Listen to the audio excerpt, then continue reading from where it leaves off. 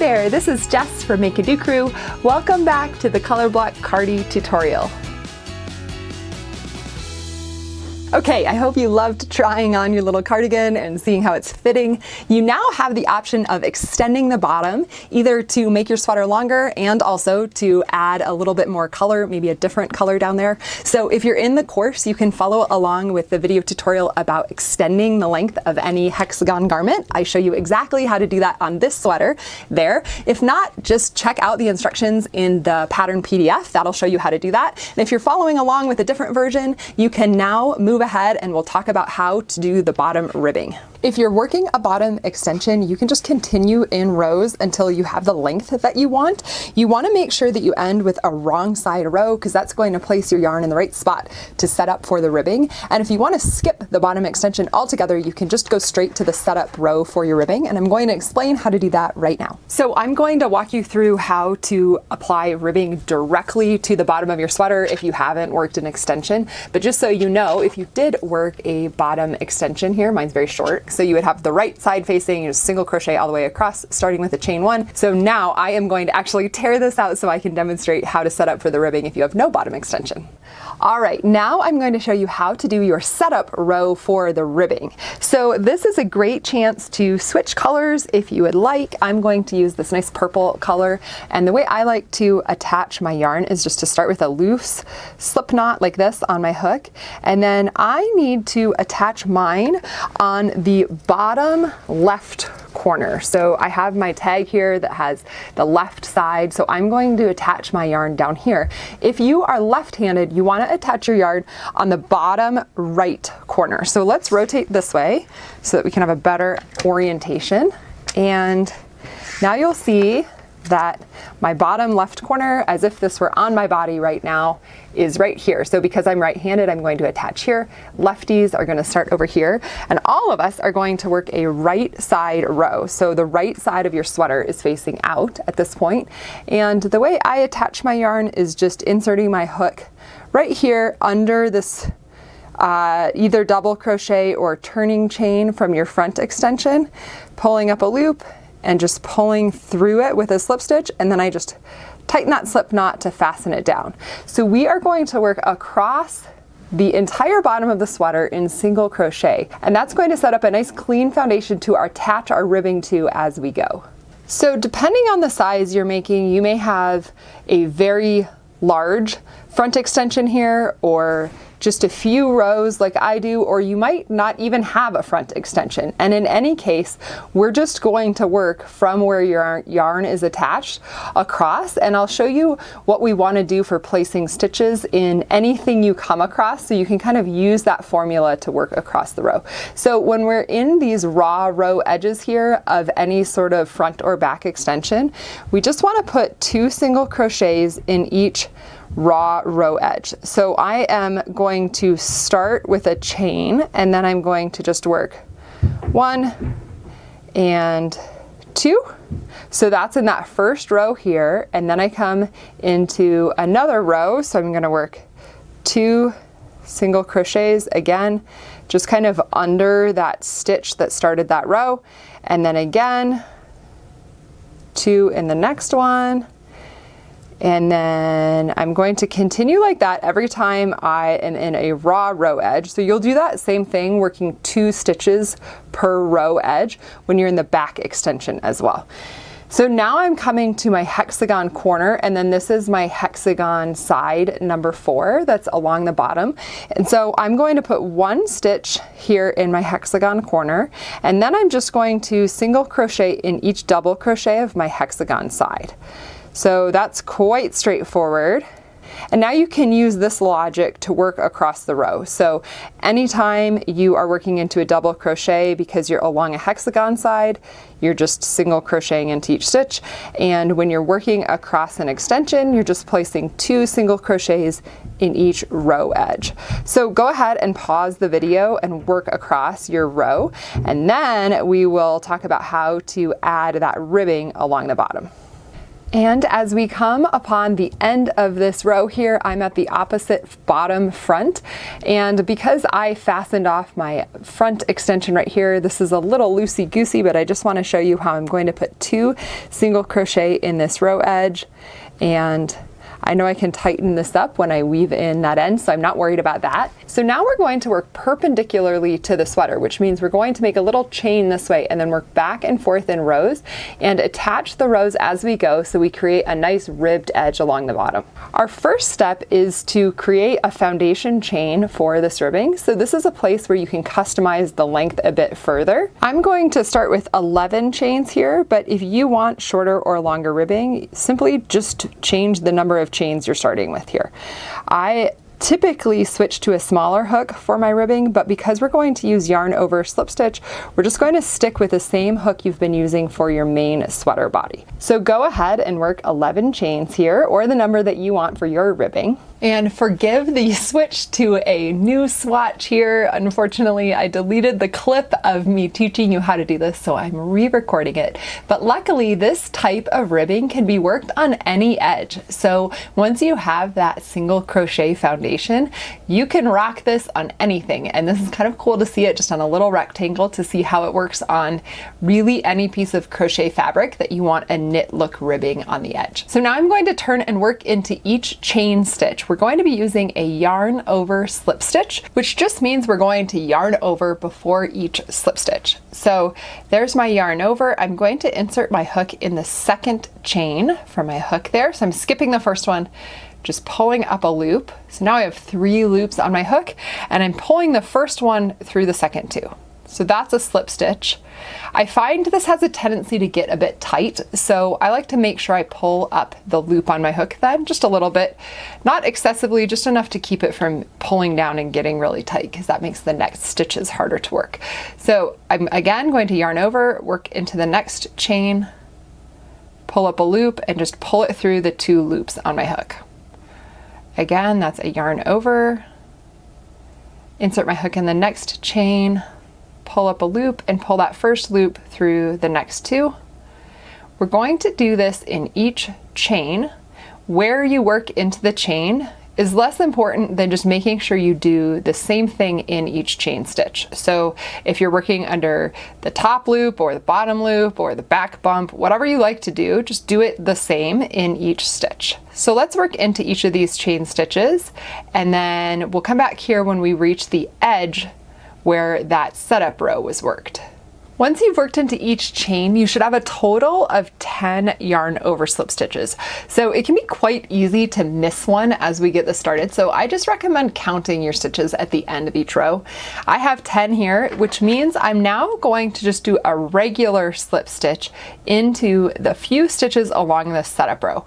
I like to just skip the first one because this is kind of taking its place, and then I'm just going to insert my hook into the next stitch, pull up 1 loop, and then just slide it right through the loop that's already on my hook. I tighten these down a fair amount. So we're going to do 3 of those total. That was the first one. I'm just going to insert my hook again, pull it through like this. That's 2. And then again, I've got 1 more slip stitch like that. So now we've fastened that ribbing down to the setup row, and we're ready to work back in the opposite direction. So I'm turning my work. I suggest you just continue to turn it the same way. So if you like to turn it like the page of a book, like you're flipping it like this, just do it the same way every time. Again, that just adds to the consistency as you work several rows of ribbing.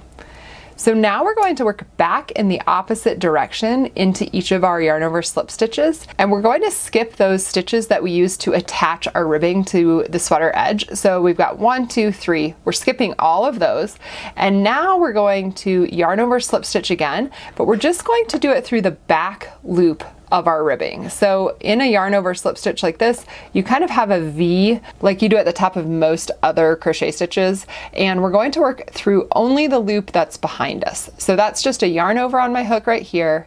I'm inserting my hook only under the back loop. I'm pulling up a loop like this, and then I'm just pulling it through the 2 loops on my hook.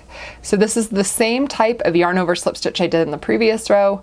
Now we just have some stitches to work into, so we're doing the back loop only. So again, I yarned over, insert my hook in that back loop, pull up a loop, so I have 3 on my hook, and then take that first loop and pull it through the next 2. Again, it's a yarn over, insert my hook in the back loop, pull up a loop like this, and then just slide it through the first 2 loops on my hook. So we want to continue working like this under only the back loop until we get to the last stitch of this row. And that's worked a little differently because it helps keep the very bottom edge of the ribbing a little more tidy looking. I didn't know this for a long time, and so I wasn't doing it, but it really does make a difference. It's a little fiddly. All of this is a bit fiddly at first, but it gets a lot easier as you have a bit of practice and as your ribbing gets a little bit thicker, so there's a little more to hang on to. So now I'm here at the very last stitch, and it's hard to see, but we have 1 little bar right here, 1 bar right here, and 1 in the back.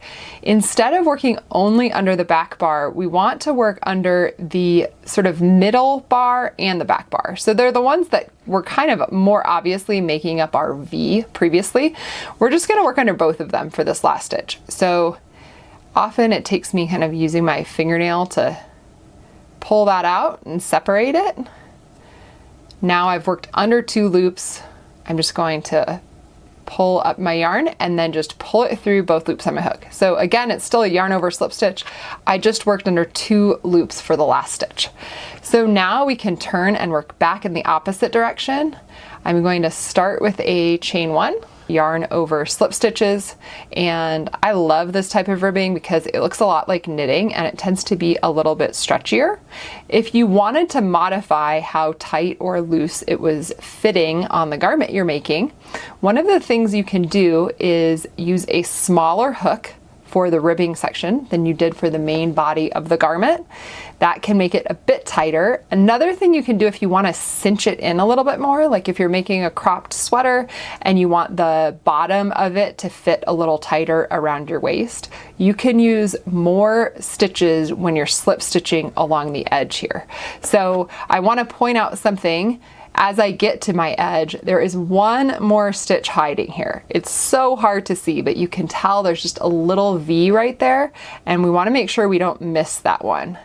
This is why I say that as you're learning this, it's a good idea to count your stitches because it's kind of easy to overlook one, and then you don't realize it until you notice that your ribbing's a bit shorter and it looks a little wavy at the bottom. So that's not ideal. When I've worked under that, I can count until I have 10 stitches, and then I want to slip stitch along this edge again. So this is not a yarn over, this is just a into the next slip stitch that's available. So that is right here. Yarn over and pull up a loop, 1 slip stitch, 2 slip stitches, and then 3. So this number of 3 slip stitches is based on how tight I want this ribbing to cinch in. Like I was saying, if you wanted an even more cinched in ribbing, you could do 4 slip stitches here. And if you were finding that that was just bringing in the fabric a little too tight, you could do 2 slip stitches here. That's a place where you can modify it just based on how stretchy you're finding the ribbing to be. So now we'll work 1 more row heading back toward the bottom of the ribbing, and again we're going to skip over those 3 slip stitches where we attached the ribbing to the sweater. So I'm going to yarn over and work in the back loop of my first regular ribbing stitch, and then I'm going to yarn over slip stitch, working only under the back loop of these stitches until I get to the last stitch of this row. And then at that last stitch, again, it's a little hard to see, but we've got a V there and we want to work under both of those loops. So I'm yarning over first and then picking up both loops onto my hook there, pulling up a loop and then tucking it under the 2 loops on my hook. So we have some pretty ridges of ribbing developing, and we just want to work back and forth in rows like that, flipping our ribbing or our project as we go until you get to the end of your setup row. And as you are working, definitely count your stitches periodically to make sure you haven't skipped one, and then just cruise on along. This tends to be slightly tedious, but it adds such a nice finishing touch to your sweater that I promise you it is worth it. And as you're arriving at the end of this ribbing setup row here, you may have a different number of stitches to slip stitch into than you need. So I just happen to have 3 here, so that's perfect. But if you were to have 2, that would be fine. If you had 4, I would suggest slip stitching 2, going down and back, slip stitching in the last 2, and then finishing. But if you have to fudge this just a little in order to get your yarn to the end and finish your ribbing, that's totally fine. So I am going to just work my last little bit of ribbing. You want to make sure that your last ribbing row is a right side row like this, so it's heading back toward the bottom of the sweater, because that's going to position your yarn for the collar ribbing.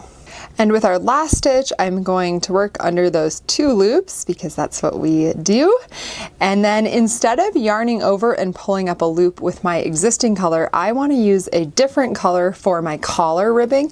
So I am going to grab that color, and instead, here's my tail. I'm just going to kind of yarn over, I'm going to pull up a loop in that color. So this is one way to do it. If you just want to finish it with your existing color and then fasten off and attach a new color, you can do that also. But I kind of like this seamless way of doing things. So in this case, then I just finish my stitch with this new color on my hook. So I'm kind of holding on to this purple yarn here and pulling my new color through like that. So I've now completed my slip stitch and our bottom ribbing is officially done. So we're going to transition into the collar ribbing, and in order to do that, we're going to work sort of a setup row like we did along the bottom. And if you would like to keep the same color, then you don't have to do any of this funny business, you just continue working like this. So I'm going to start my collar with a chain 1. Now I'm rotating my sweater because I'm going to be working along this little ribbing edge here and then up along the side of the cardigan, along the back, and then down the other side like this. So we're going to be working in rows back and forth like that, and because my yarn is attached over here, I am going to start and I'm going to have the wrong side of my fabric facing. That's just where it is because of how my yarn is attached. So if you're left-handed, the same will be true for you. You'll just be down here on the opposite side, so you'll be on the right front. But the wrong side of your sweater should be facing whether you're right or left-handed. And from here we're going to work in single crochet, but I want to maintain this ribbing pattern that's been happening down here. So just for this little section while we're working along my bottom ribbing here, I am going to be working through the front loop of my yarn over slip stitch. So I've got front and the middle one and then the back one here. We've been working, as you know, through the back one. Right now I'm just going to work single crochets only through this front loop. And what that's going to do is force the ribbing stitches in my last ribbing row to kind of push to the front and maintain that nice bar of ribbing. So I'm just single crocheting in the front loop of each of these stitches. I'm continuing with the same hook I've been using all along, and I always find it to be a little fiddly to get under the front loop. But I'm going to continue doing this until I get through this little section of ribbing. All right, and I'm at my last stitch here. It's a little hard to tell which loop is which, so honestly, I'm just gonna grab the one I think is the front.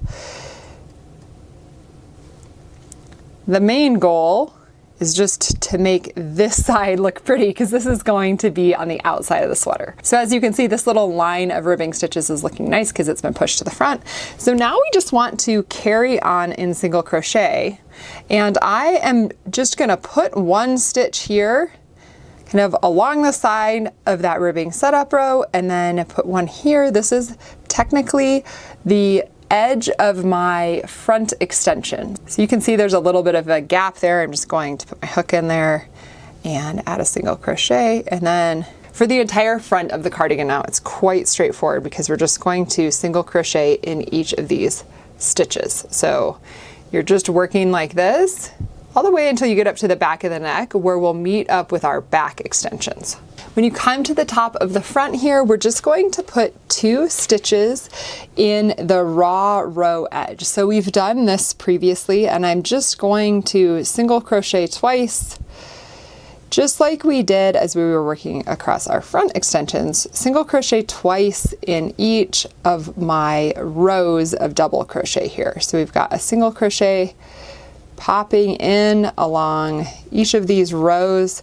And like I have said before, it's a lot less about getting an exact stitch count here or even an exact frequency of stitches. It's really more about just creating a nice edge that doesn't draw attention to itself. So if you need to modify the frequency of your stitches, that is totally fine. It's really not about the stitch count. I'm here at the place where I seamed this, so I'm just going to hop over that and work 2 single crochet in each raw row edge until I get to this other hexagon here that's going down my right front. And from here, I'm going to single crochet in each of these double crochets, just like I did on the first hexagon. And once we get down to our bottom ribbing again, I am just going to put a single crochet in this stitch.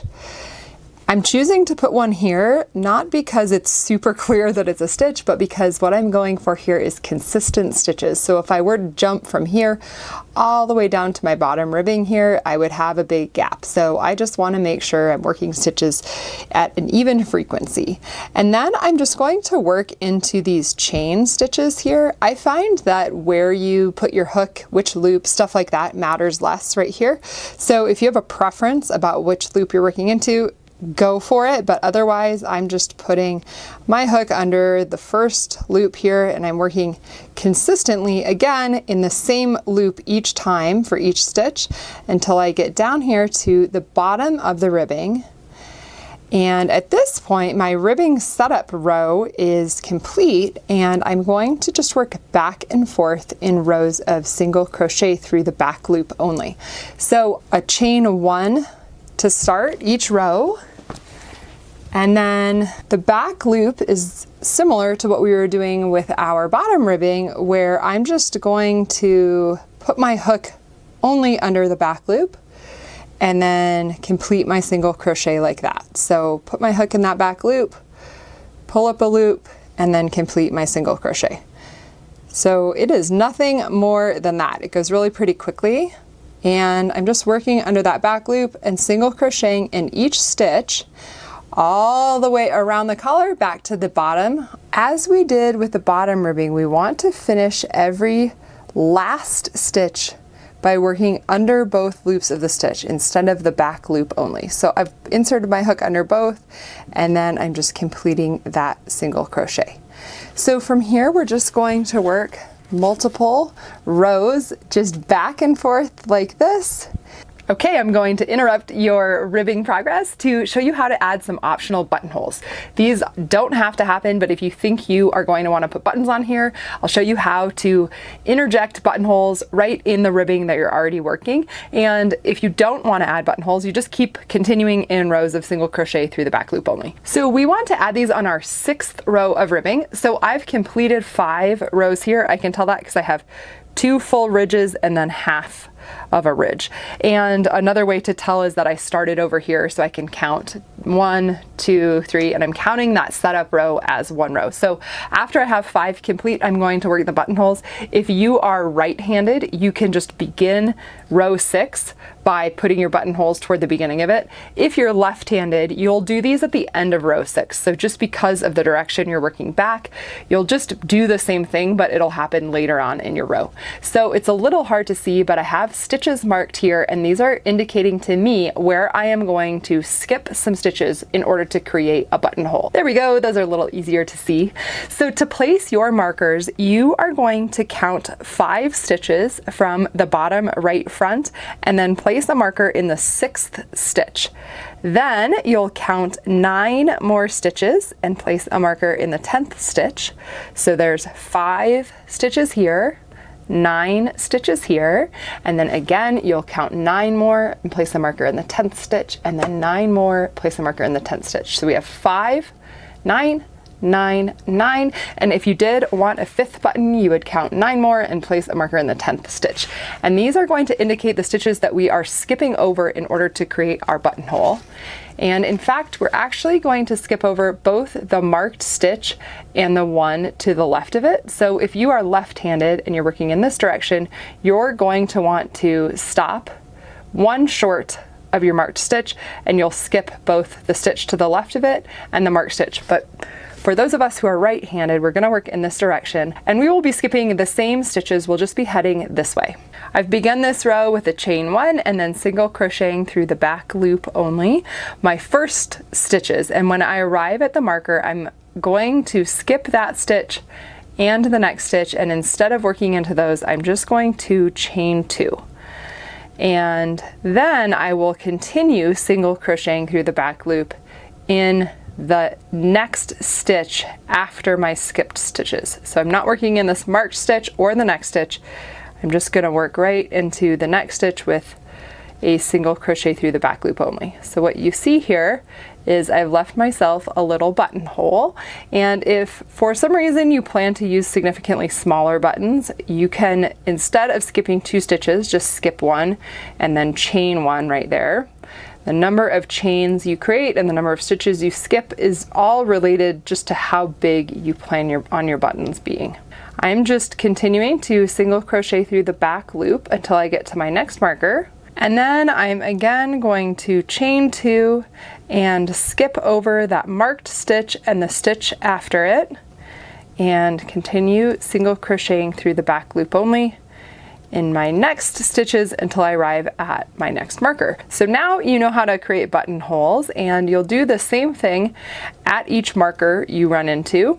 And then we'll continue single crocheting through the back loop only till the end of this row and turn around and work back in the opposite direction.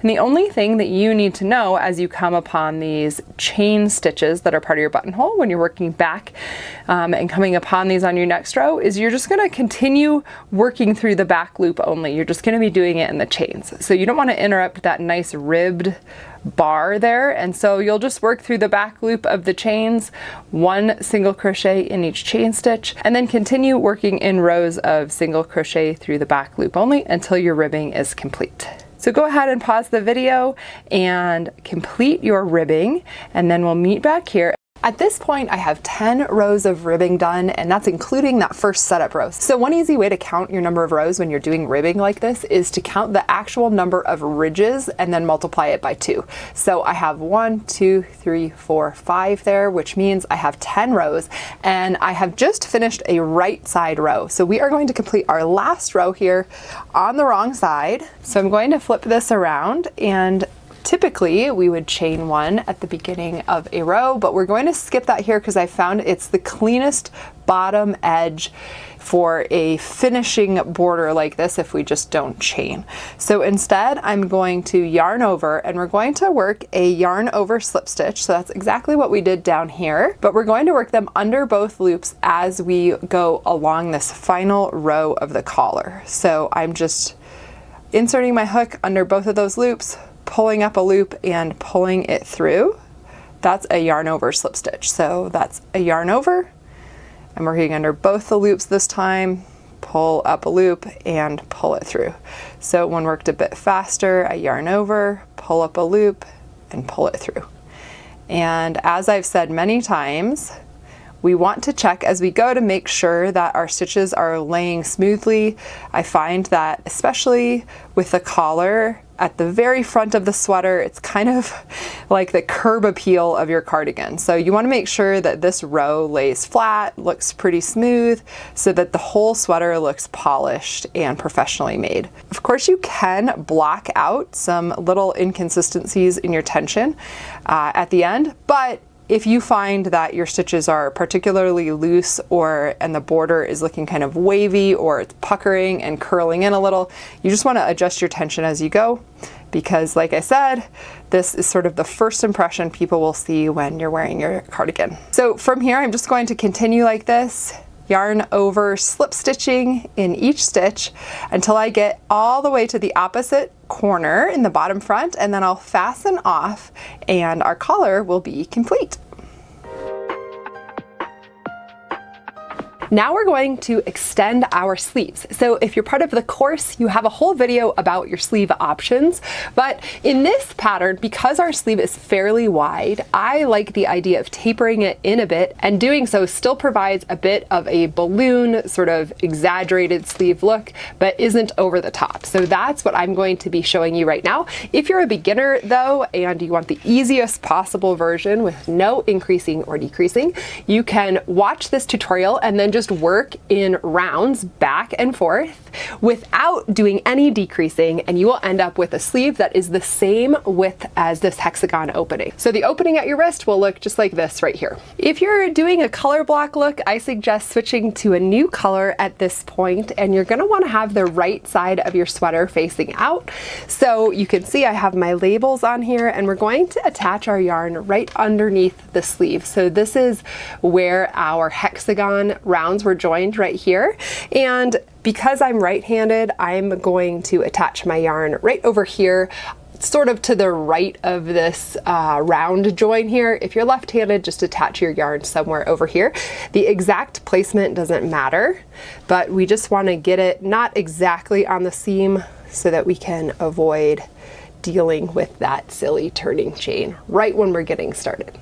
To start this round, I am going to chain 3. That's going to count as my first double crochet. So I'm going to skip working in this first stitch here, and then just double crochet in my next stitch. You can maybe see that I have this yarn tail right underneath my stitches, and that's just one way that I like to begin securing it. I'll still go back and weave it in, but I like this method of taking care of one of those back and forths by just crocheting over it as I go. So I'm working in double crochet, and I have my turning chain of that hexagon right here. So I'm going to just work into the top of it, kind of as if it were a stitch. And then I have a slip stitch right here, so I'm going to skip that and then just double crochet into my next stitch. And we are going to work several double crochets like this. The exact number is in the pattern, and it's based on your size and just the number of times you need to decrease in this round. So for me, I'm going to work 23 double crochets, and then I will show you how to decrease. Now I'm going to decrease in the next 2 stitches. So that means I'm going to take these 2 double crochets and turn them into 1 stitch. Here's how we do that. I'll yarn over and insert my hook in the first stitch and pull up a loop like that. And then I'll just yarn over and pull through 2 of the loops. So instead of finishing that double crochet, I will move on to my next stitch, yarn over before I insert my hook, go through, pull up a loop, and then yarn over and pull through the first 2 loops on my hook. So it's kind of like I've worked 2 half double crochets here, and at this point I have 3 loops on my hook. So I'm now going to yarn over and complete this stitch and pull through all 3 loops. So you can see we've got 2 stitches that have now merged into 1, creating a decrease. So in this round, the number of stitches that you're working between the decrease varies by your size, but I am going to keep going in double crochet now, and I'll show you when we get right here what we're going to do as we cross over our hexagon corners. I've worked into that last stitch along my hexagon side, and now I'm at the hexagon corner. So I'm going to work 1 stitch into that corner. And then again, I'm going to put a stitch in the middle of the seam here. This can be a little tricky to work into, but I just need to put my hook somewhere in the vicinity of the center there in that seam and complete a double crochet. And then again, I have a hexagon corner that I'm going to work a double crochet into. And then I can carry on and I have more double crochet stitches right here. So we're going to continue like this until we get to our next decrease spot. The number of stitches you're working is going to vary based on your size, but the concepts are all the same no matter what size you're making, as long as you want to taper your sleeve with a little bit of decreasing. When it's time for me to decrease again, I'm going to yarn over, insert my hook and pull up a loop, yarn over and pull through 2 loops, keep 2 on my hook, and then yarn over and insert my hook in the next stitch, pull up a loop, yarn over and pull through my first 2 loops. So now I have 3 on my hook, and then I'm going to yarn over and pull through all 3 loops. So I've merged 2 stitches into one, creating another decrease, and I'm going to again double crochet for a span of time. And for my size, I'm going to work until there's only 2 stitches left in my round. And once again, I'm going to decrease here, doing a partial double crochet, and then again in the next stitch a partial double crochet until I have 3 loops on my hook, and then yarning over and going through all 3. So now I'm at the end of this round, and I just want to slip stitch into that turning chain to join my rounds. And from here I'm going to turn and work back in the opposite direction because we want to maintain this texture of turned rounds or rows. So we're going to continue to alternate as we work on the sleeve. So I just like to do my turning chain before I turn it. And then I'm going to work back this way. This is going to be a wrong side round. You can see this is the inside of my sleeve. And for my size for this round, I'm just going to be double crocheting in each stitch. So again, this depends on your size, but there are only 2 types of rounds you need to know for this part of the sleeve, and that's a decrease round and a working even round. Working even just means you're working around, you're not increasing or decreasing at all. So our working even round looks like this. We have our chain 3, that is our turning chain. It's replacing that first double crochet there, which is also a turning chain. So now I'm going to work into the top of that decrease. It looks like 2 stitches when you look from right here, but when you look up here, you can tell there's actually only 1 V there. So I only need to work 1 stitch like that. And now I'm just going to continue around in double crochet until I get to the end of the round, at which point I will slip stitch and join. And now we're just going to work decreasing rounds and working even rounds, the frequency of which depends on your size, but you already know everything that you need to in order to complete this sleeve extension. So let's go ahead working in right side and wrong side rounds, working down to the wrist, where we will then talk about adding the ribbing. Now I'm coming upon the end of my tapered section of the sleeve, and I'm ready to move on to the cuff. So if you'd like to have a color block look, this is a good time to switch colors, and I'm going to do that by just completing my final slip stitch of this round with my new color. That creates the cleanest color transition. So I'm just picking up that new color for my final slip stitch right there. And again, I've got a lot to hold on to at first, just to fasten that down. So now we are going to work some decreases in order to bring this sleeve in a bit and so that the cuff fits the wrist well.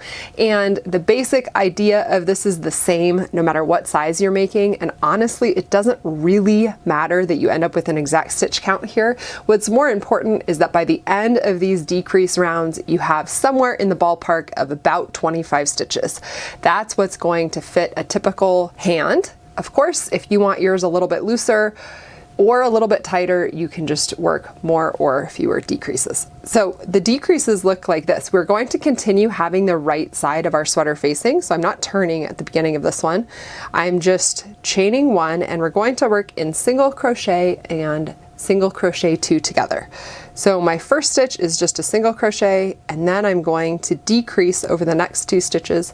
So that is just inserting my hook, pulling up a loop, and then inserting my hook in the next stitch and pulling up a loop, and then yarning over and pulling through all 3. It's very similar to that double crochet 2 together that we did in the sleeve. So now I've decreased and I'm going to single crochet. Again, I'm going to decrease, pull up 1 loop, next stitch, pull up the next loop, yarn over, and go through both. So in every other stitch, I'm going to decrease.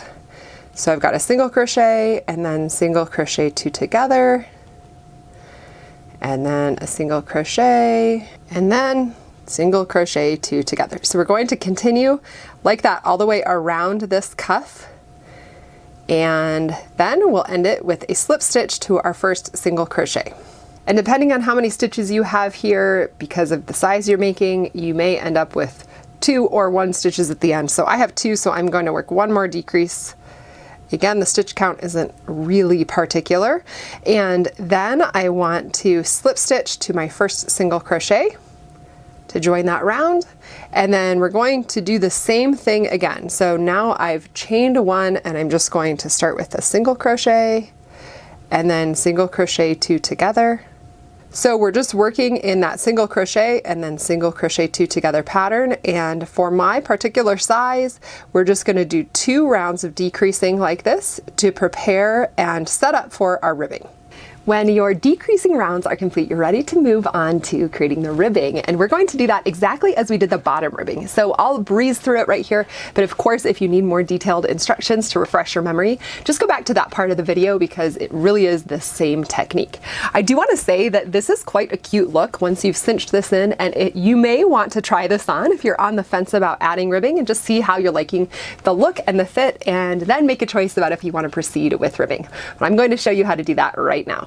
So we are going to chain 13 stitches for our ribbing this time. And then we're going to yarn over slip stitch in each of our chains. I'm going to skip that first chain and then yarn over, pull up a loop, and then just pull that first loop through both loops on my hook. That's our yarn over slip stitch. We're going to do that in each of our chains so that we should end up with 12 stitches once we get back to our sleeve edge. Then I'm going to slip stitch into my next available stitch on that ribbing setup round. And in this cuff, we are just going to slip stitch twice. If you remember on the bottom ribbing, we did 3 slip stitches, but for the cuff, we're just going to slip stitch twice. If after several rows of ribbing, you're feeling like you want your ribbing to fit tighter, it's totally fine to slip stitch 3, but I've found that this is a pretty good tension for a typical hand size. So now we're going to turn and work a wrong side row. Again, we want to skip over our slip stitches, so we have 2, 1, and 2, and then I'm going to yarn over and slip stitch in the back loop only of each of these stitches until I have 1 left on the row. If you remember, it's a little fiddly at first. It definitely gets easier once we're a few rows in. And in our last stitch, we're going to work under 2 loops. So that's the back loop, and in this case, the middle loop there. So it looks like a little V, and I'm yarning over and slip stitching under both of those loops. So now we've completed that wrong side row. I'm going to chain 1 and work back in the opposite direction. So this should all feel familiar at this point. We're going to continue with yarn over slip stitch ribbing all the way around, just working 2 slip stitches to attach it to your ribbing setup round here. And you can pause the video, work around the cuff, and I will meet you back here to talk about how to join our ribbing together. I'm going to show you how to slip stitch your cuff ribbing together, but if you have a preferred method with a tapestry needle, it's totally fine to do that as well. I have turned my sleeve inside out, so I have the wrong side facing now, and I want to work slip stitches through the outer loop of my last row of ribbing. So depending on if you're holding it this way or this way, it doesn't matter. When I say outer loop, I mean the one that's farthest away from the seam. So in this case, we are talking about this loop back here.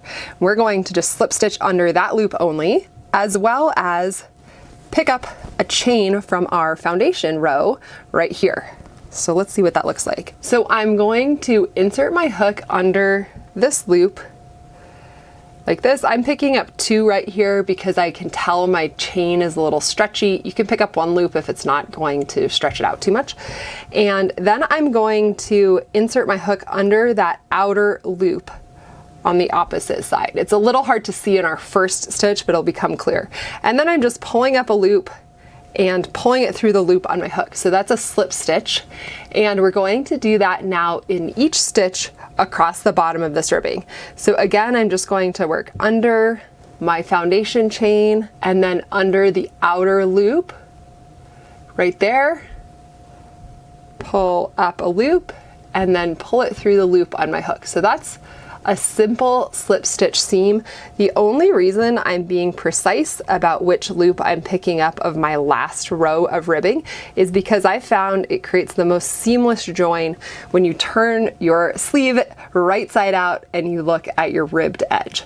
So I'm kind of a stickler for seamless looks, but if that doesn't matter so much to you, then don't pay too much attention about the loop you're working under. So I'm going to continue like this, working stitch for stitch, making sure I keep them lined up and slip stitching this seam closed. And when I get back to my sleeve edge, I can fasten this off and weave in this yarn tail. All right, let's turn it right side out and see how it looks. This is the moment of truth.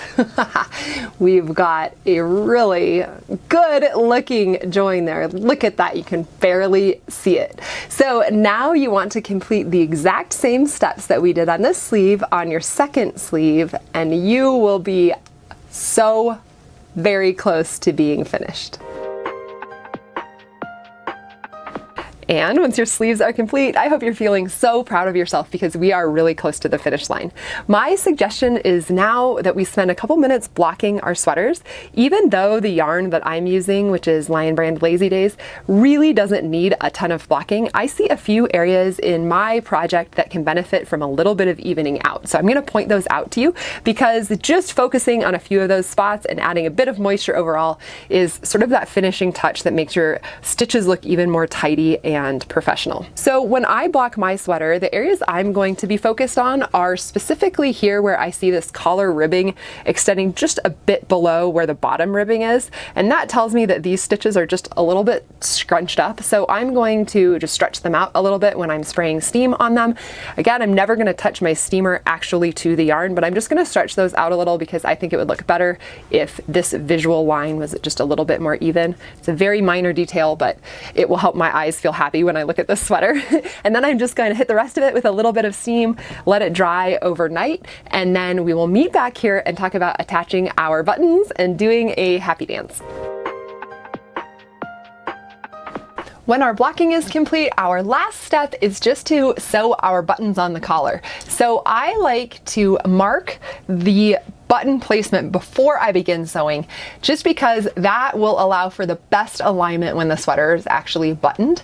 And with this type of collar where we've worked these long rows like this, my favorite way to mark this is simply by counting and putting a marker in the same stitch number where we've created a buttonhole. So if we've worked 5 stitches here and then done 2 stitches to have a buttonhole space, then I'm going to count 5 stitches over here and mark these 2 stitches where the buttonhole is over here, and that means then I can sew my button right where this marker is, and it will be exactly opposite the buttonhole on the other side. So that's what I've done here. I've done the same number of stitches that are between these buttonholes. I've marked that right here, and then each of my markers is occupying 2 stitches because that's how big my buttonhole is over here. And I'm marking this sort of the gutter here between these 3 ridges and these 3 ridges. So this is the center of our ribbing, and I put my markers right here because my plan is to sew my buttons right there in the center of those 2 ridges, which will make it right down the middle of my collar. So I'm not going to show you exactly how to sew on a button because there are thousands of video tutorials out there for that, but I do like to use a thread that matches the button color and then just a regular sewing needle. So I'm going to sew these buttons on here, and you can do the same, and we'll come back here to celebrate. And there you go. Once your buttons are complete, your sweater is officially done. I hope you loved making your color block cardigan as much as I did, and I would love for you to subscribe for more easy crochet garment patterns just like this. Thanks so much for watching, and happy crocheting!